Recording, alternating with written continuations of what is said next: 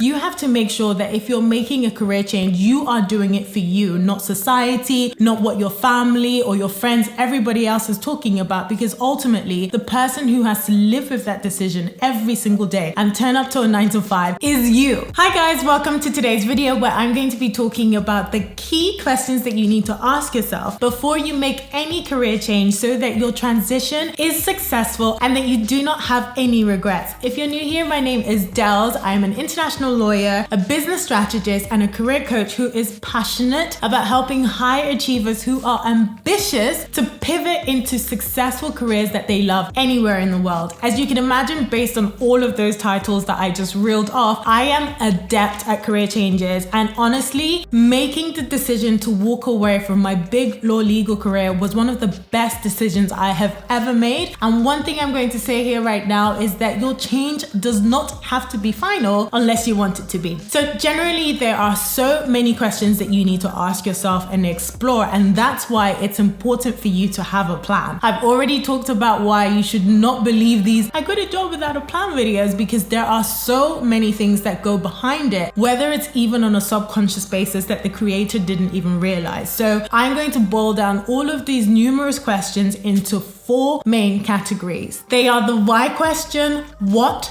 where, and when. Taking each one of these in turn. So you have to know exactly why you are making your career change. I find that so many people don't even realize that they are caught up in the comparison trap. Not everybody has to work at Google, and there are so many other things that you can be doing if you are not earning 6 figures and you can still be happy. I know that this might seem contrary to a lot of the things that I talk about on this channel, but that is because my personal baseline is a salary of a minimum of 6 figures. And the same applies in respect of my entrepreneurship journey, because I know my why. One of my main reasons for working so hard is because I want to make sure that I am positioning myself for generational wealth and financial independence, and I also want to retire early. Beyond that, I want to be able to support, family members and things like that. So for me, earning at least 6 figures is something that is a non-negotiable for me. And that's why you need to know what your why is as well, because if you're feeling like, oh, I want to move into a job that pays like multiple 6 figures or whatever, right? Because it seems sexy and we're all comparing ourselves to people on the internet, then you might end up actually getting those positions and realizing that you actually hate it. There is so much that you can gain with a career transition that extends beyond money. For me personally, my career transition allows me to have a lot more work-life balance. I work on a lot more interesting projects. I mean, moving from law to technology is a completely different brain space engagement, and I really love that. Like every single day, I feel like, oh, what's going to happen today? And yes, sometimes some of the things I do might be dull and not that exciting, but I feel like I'm engaged, I'm happy doing what I'm doing, and I know that that fits in with my why, my personal values, my interests, and the things that excite me, which I think is so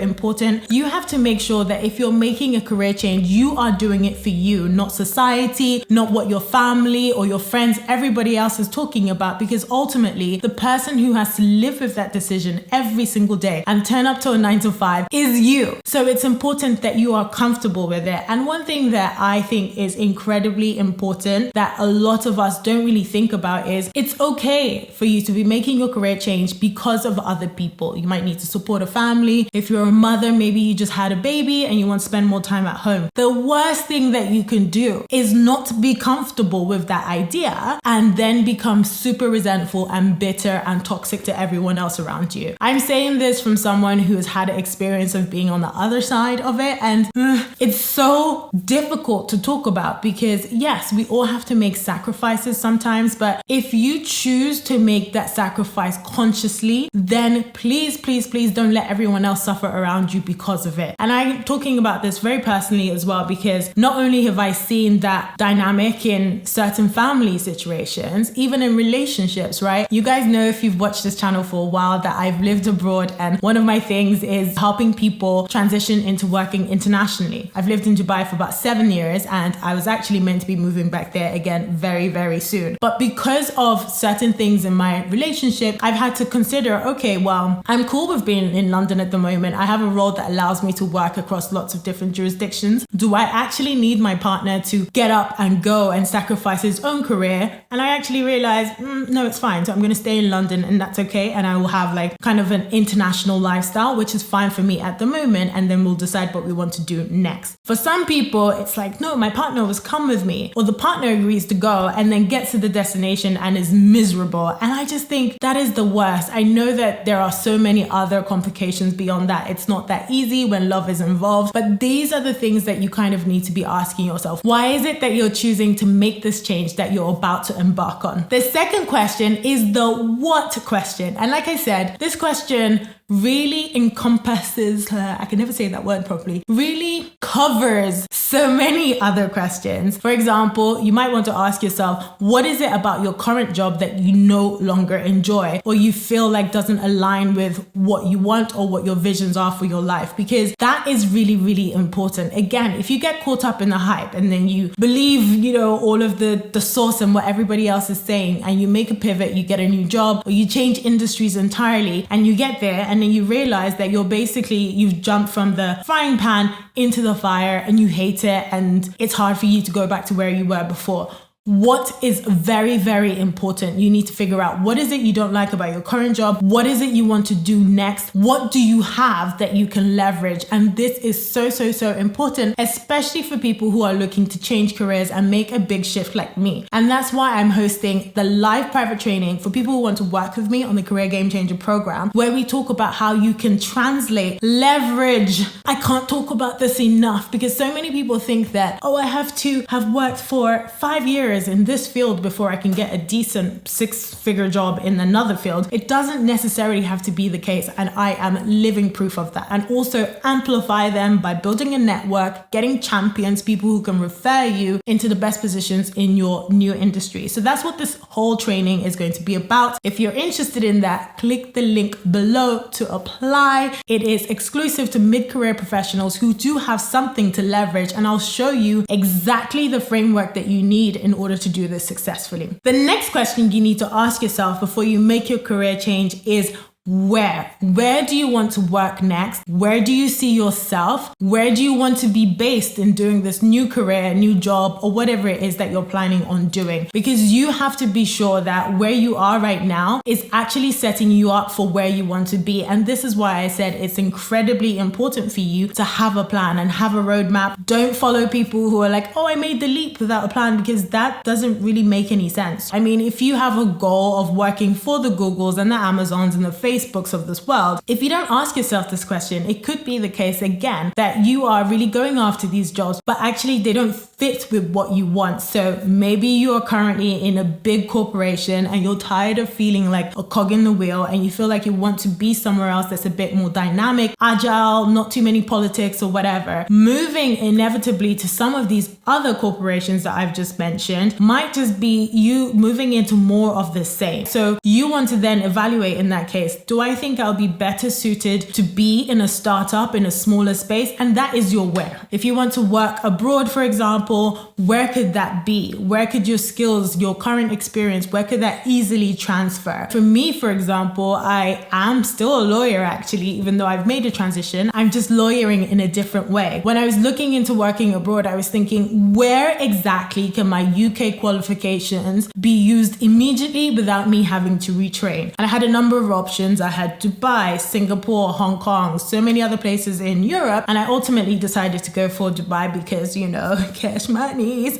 I ended up there for 7 years. And yeah, that in itself is a completely different story. But you can see where this whole where thinking is very, very necessary. Lastly, this brings me on to, when do you want to make your move? This is where a lot of people get stuck, because you probably have seen them, or maybe you've even been that person yourself, where tomorrow never comes. I'm going to start eating healthy from tomorrow. I'm going to start working out from tomorrow. I'm going to hand in my notice. This was me tomorrow. My tomorrow took 4 years because I was fearful. I didn't exactly answer or have all the answers to all of these questions that I've been sharing in this video, because every time I thought about walking away from what was a multiple 6-figure job, I was doubting myself and also doubting whether it was even worth starting from scratch.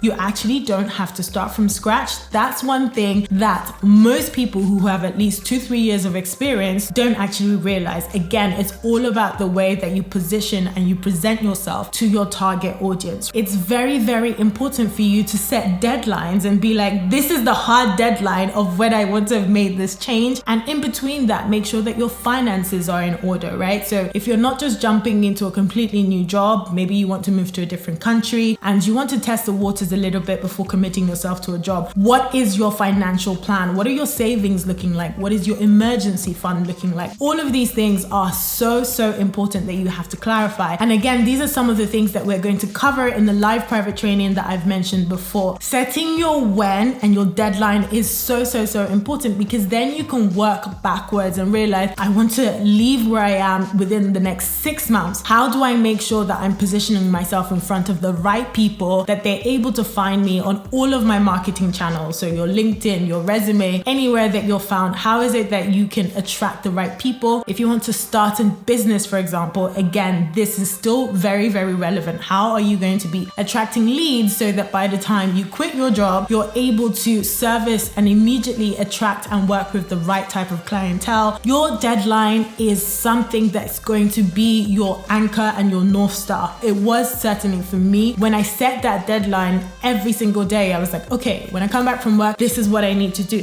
This is what my LinkedIn needs to look like. This is who I need to cover. And again, in the Career Game Changer program, we have a very systemized process for you that you can follow and will help you make sure that your career change goes as seamlessly and effortlessly as possible. Thank you so much for watching this video. What do you think? What scares you the most about your career change? Or do you have a plan and you're just ready to just accelerate through it? I'm really curious to know, so please leave a comment below. Thank you so much for watching this, and I will see you in my next video. In the meantime, actually, if you have any questions about how to navigate a career change, I'm not able to respond to all of the emails that I get, and that's why we're doing the live private training, but pop them below because I have a running list of video questions that I'm planning on filming. So please put them below, and I'll be able to share some of my answers based on my experience and those of my clients that have also been successful as well. See you next time. Toodles.